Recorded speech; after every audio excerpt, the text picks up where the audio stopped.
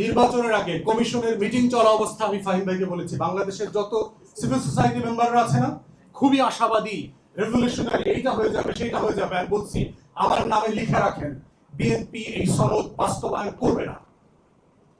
সুজনের মজুমদার ভাইকে বলছি, শহীদুল আলম ভাইকে বলছি, ক্রিকেট, ওরা আমাকে নিয়ে হাসাহাসি করতো, তুমি বেশি এই সেই রেভলিউশনারি কথাবার্তা বলো।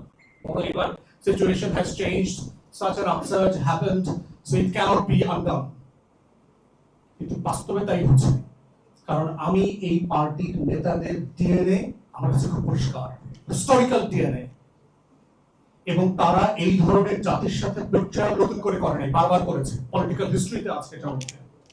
তাহলে এই যে এখন একটা যে প্রশ্নটা আসছে, এই প্রশ্নটার ব্যাকগ্রাউন্ডে হিস্ট্রিটা জানা এই কারণে জরুরি, কারণ বিএনপি অথবা আওয়ামী লীগ বাই ডিফল্ট এই কাজটা নতুন করে করছে না আমার জাতির সাথে।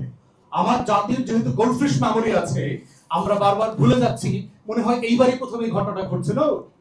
ইট happened many times in the past, বারবার ঘটেছে এই জাতির সাথে, এবং এই জাতির তরুণরা বারবার রক্ত দিয়ে দেয়ালে দেয়ালে আখরে আখরে আবার পলিটিশিয়ানদেরকে মনে করিয়ে দিয়েছে যে আমরা রক্ত দিয়ে আপনাদেরকে মনে করিয়ে দিচ্ছি, ইট ওয়াজ ইউর ন্যাশনাল প্লেজ।